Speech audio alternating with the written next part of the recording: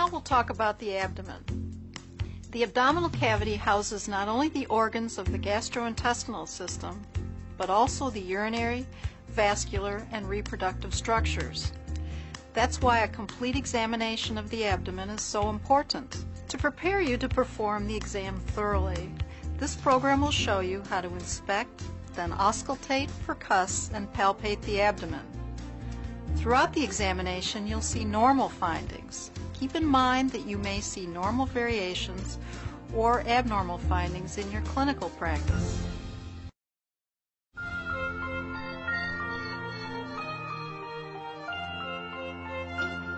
Before assessing the abdomen, review its anatomy. The abdomen is a large oval cavity that extends from the diaphragm to the pelvis. Large flat muscles form the ventral abdominal wall and are joined at the midline by the linea alba. One set, the rectus abdominis, forms a strip that extends the length of the midline. Of the viscera, the spleen is on the left posterolateral wall of the abdomen, just under the diaphragm. It lies lateral to the mid-axillary line, from the 9th to 11th ribs, and normally is not palpable. The aorta is just to the left of midline in the upper abdomen. Below the umbilicus, it bifurcates into the right and left iliac arteries, which become the femoral arteries under the inguinal ligaments. The kidneys are retroperitoneal, or behind the abdominal contents. The costovertebral angle, which is formed by the 12th rib and vertebral column, helps you locate them. The right kidney is 1 to 2 centimeters lower than the left one, and sometimes is palpable. For convenience in description, the abdomen is divided into quadrants that meet at the umbilicus. During the examination, try to visualize each organ that you listen to or palpate through the abdominal wall. Note that the small intestine is found in all quadrants. The right upper quadrant contains the liver, which fills most of the quadrant, and has a lower edge that may be palpable. Gallbladder, which is under the liver, just lateral to the midclavicular line. Hepatic flexure of the colon, part of the ascending and transverse colon, duodenum, head of the pancreas, and right kidney and adrenal gland. The left upper quadrant contains the stomach, spleen, left lobe of the liver, splenic flexure of the colon, part of the transverse and descending colon, body of the pancreas, and left kidney and adrenal gland. The right lower quadrant contains the cecum, appendix, right ureter, and right ovary and fallopian tube, or right spermatic cord. The left lower quadrant contains part of the descending colon, sigmoid colon, left ureter, and left ovary and fallopian tube, or left spermatic cord. Midline structures include the aorta, uterus if enlarged, and bladder if distended.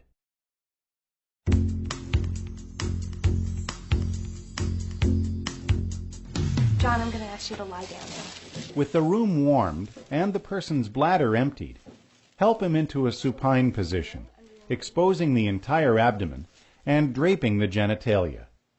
Then inspect the abdomen. Assess the abdominal contour by standing to the person's right side and looking down. Then stoop or sit with your head slightly above the abdomen to gaze across it. Determine the profile from the rib margin to the pubic bone.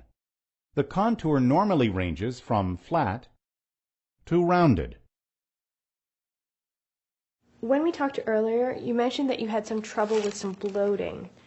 Are you lactose? Be aware that lactose intolerance affects 70 to 90% of Asian, Black, Native American, and Mediterranean adults. It may cause abdominal bloating, pain, and flatulence if milk or milk products are consumed. Okay. To assess symmetry, shine a light across the person's abdomen. The abdomen should be symmetrical bilaterally and display no bulges, masses, or asymmetry. To highlight any change, ask the person to take a deep breath or do a sit-up without using his hands. You should see no localized bulging. Okay, you can relax now. Next, inspect the umbilicus. Normally it is midline and inverted, with no discoloration, inflammation, or hernia. Then inspect the skin. It should have a smooth, even surface with a homogeneous color and no rashes or lesions. Veins should not be visible unless the person is thin. Note any surgical scars. Also observe for pulsations or movement in the abdomen. You may see respiratory movement. In a thin person, you may also see aortic pulsations in the epigastric area.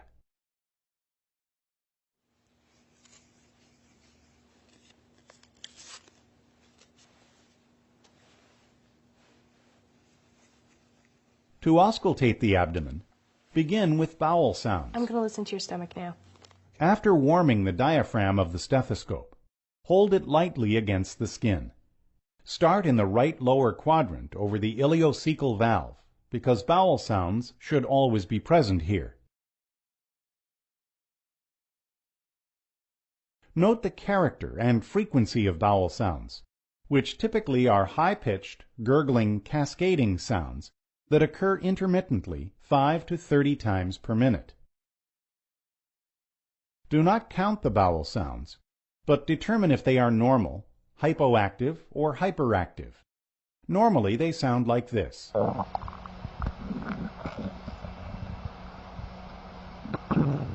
Hyperactive bowel sounds are loud, continuous, high-pitched, rushing and tinkling sounds that signal increased motility. They sound like this.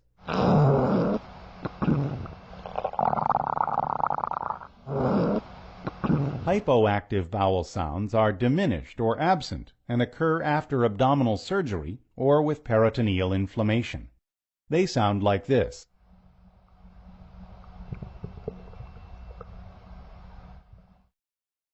Next, auscultate for vascular sounds or bruits. Using firmer pressure, listen over the aorta,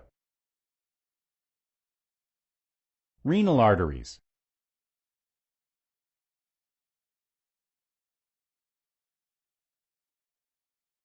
iliac arteries,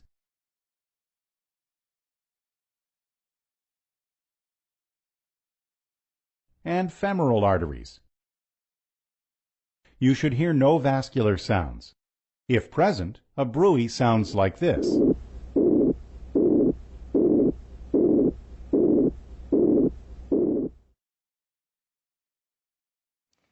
After warming your hands, use percussion to assess all 4 quadrants.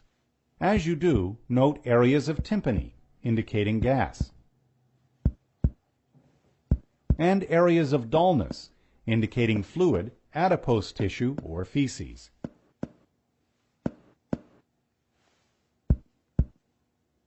Normally, tympany predominates. A large area of dullness may suggest an enlarged organ or mass. Now measure the liver span through percussion down the right midclavicular line. Begin over the lungs and percuss down the intercostal spaces until the sound changes from resonance to dullness. Mark the spot, which is usually in the 5th intercostal space. Then percuss up the midclavicular line beginning over the abdomen. Note where the sound changes from tympany to dullness. Mark this spot, which is normally at the right costal margin. Measure the distance between the 2 marks. Typically it ranges from 6 to 12 centimeters. Okay, you're going to feel me scratch your belly now. If the person has abdominal distension or tense abdominal muscles, use the scratch test to check the liver span. Place the stethoscope over the liver. With one finger, scratch in short strokes over the abdomen, from the right lower quadrant up toward the liver. When the scratching sounds louder, you've reached the liver's border. I'm going to examine your spleen now. Next, assess the spleen by percussing down the left mid-axillary line. If stomach tympany doesn't obscure the spleen, you should hear splenic dullness from the 9th to 11th intercostal spaces. Now percuss in the lowest intercostal space, in the left anterior axillary line. You should hear tympany. Now take a deep breath. Percuss again while the person takes a deep breath. Tympany should remain through full inspiration, showing a lack of splenic enlargement. Okay, I'm going to help you sit up now. To assess the kidneys, use indirect fist percussion. I'm going to tap on your back. Let me know if you feel any tenderness. Okay. For this assessment, place one hand over the 12th rib at the costovertebral angle Did that hurt? and thump it with the ulnar edge of your other fist. The person should feel a thud, but no pain. Okay, just lie back. Before palpating the abdomen, promote muscle relaxation by bending the person's knees and helping him relax. In through your nose, and out. Then, with warm hands, begin light palpation in each quadrant, keeping your hand low and parallel to the abdomen. With your fingers close together, lightly press in about 1 centimeter. Make gentle rotary motions, sliding the fingers and skin together. Then lift the fingers and move clockwise to the next location. You may feel voluntary muscle guarding, but you should not detect rigidity, masses, or tenderness. Next, palpate deeply in all quadrants. Use the same technique you used for light palpation, but press in about 5 to 8 centimeters.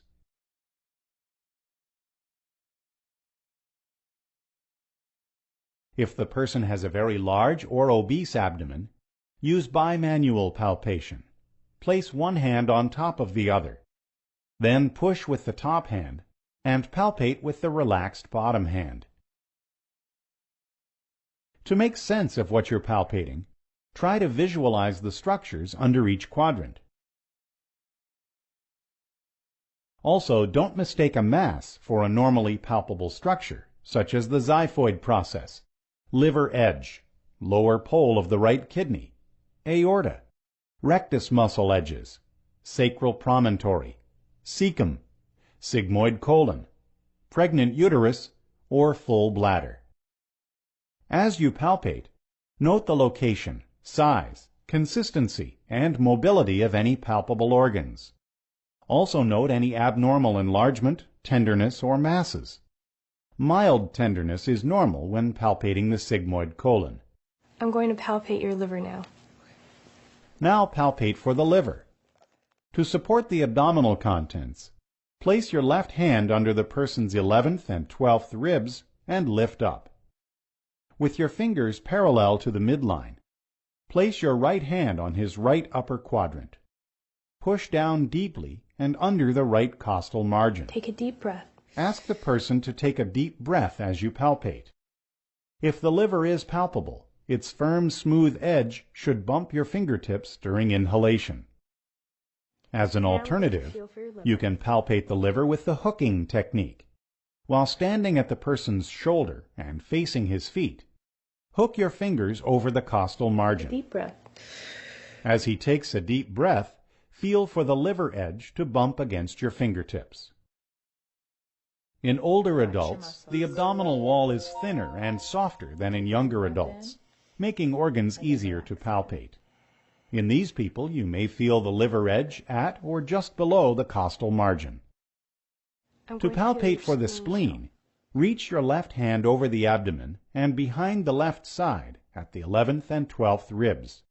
Lift up for support. With your fingers pointed toward the axilla, place your right hand obliquely on the left upper quadrant just below the rib margin. Push your hand deeply down and under the left costal margin. Take a deep breath. Then ask the person to take a deep breath. Normally, the spleen is not palpable. When enlarged, the spleen bumps your fingertips during inhalation. I'm going to examine your spleen.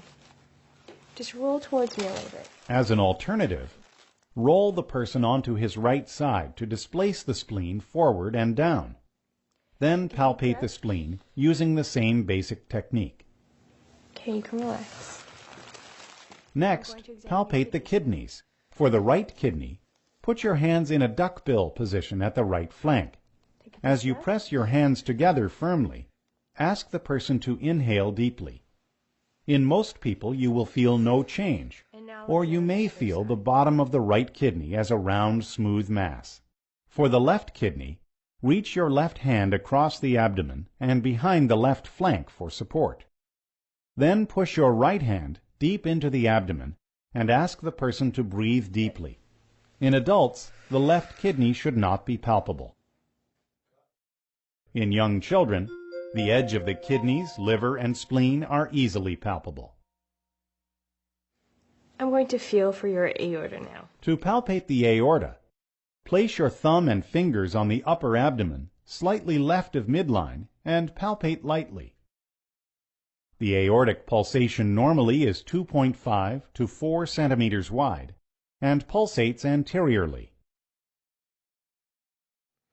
If needed, perform 2 special procedures.